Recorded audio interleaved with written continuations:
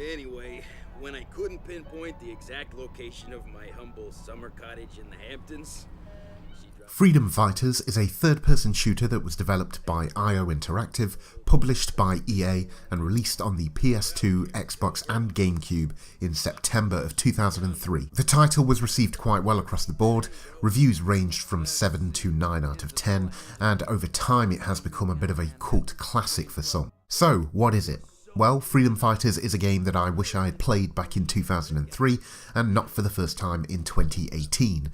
Freedom Fighters is also a game that takes place in an alternate history where the Soviet Union became the world superpower after World War II. You play as Christopher Stone, who runs a small plumbing business with his brother Tony, and they kick the game off at a job of the well-known activist Isabella Angeline when, surprise, the Russians are here.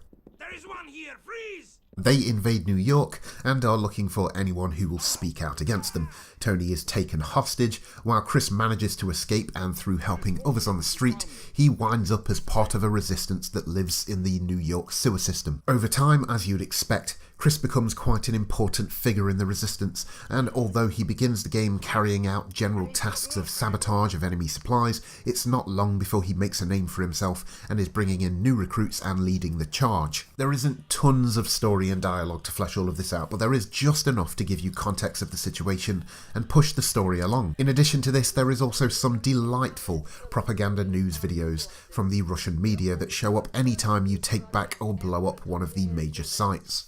My name is Tatiana Kempinski, and I will be your regular news anchor from now on.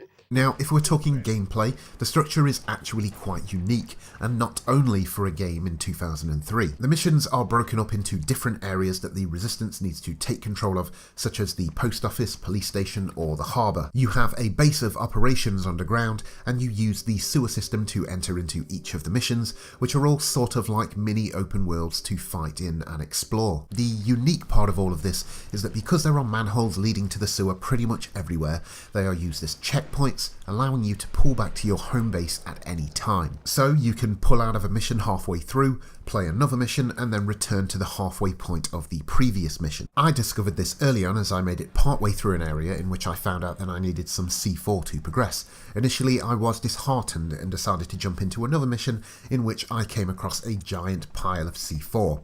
I gave the previous mission another try, popped up through the manhole located near the bridge I was trying to blow up, and boom, mission complete.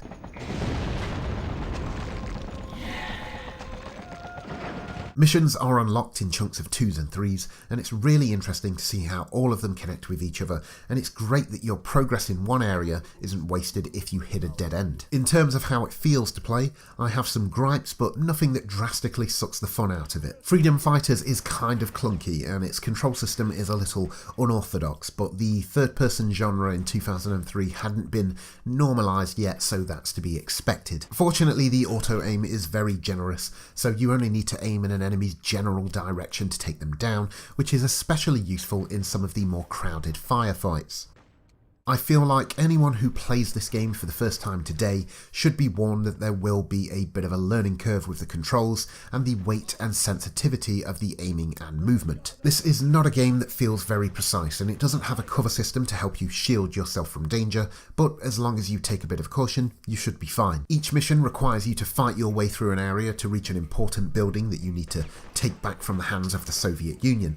You can run and gun if you wish, but you'll end up burning through medipacks and ammo if you do. What seems to be the most effective way to progress is to explore the mini open world missions and discover a building or alleyway to cut through that gives you an opportunity to flank the enemy or sneak past them altogether. While it is tempting to throw yourself into gunfire and hope for the best, it's rewarding when you come across an open window that leads to supplies and a bit of a more subtle route to victory. What is also thrown into the mix here is the charisma meter and the squad mechanics. Throughout the game, you'll encounter wounded civilians and hostages. If you give them a hand, your reputation will grow.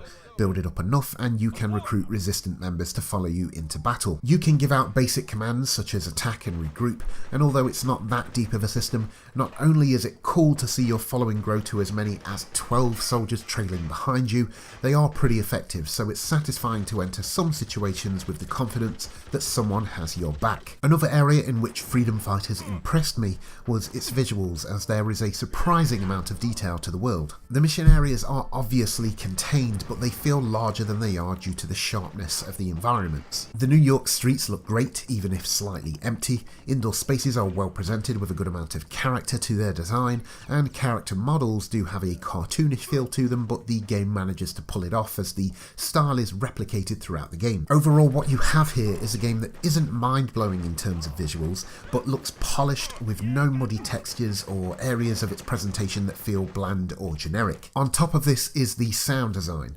Gunfire and explosions sound surprisingly good, but what I enjoyed most is the game's soundtrack.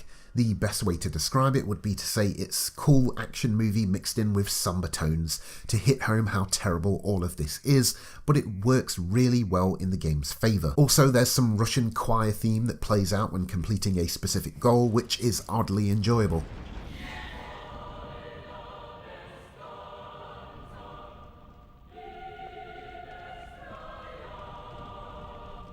As mentioned earlier, there isn't tons of dialogue, but you can tell that the voice actors knew exactly what kind of semi-serious product they were putting together, and they performed their roles appropriately and with enthusiasm. I will ask again, where is Isabella Angelina?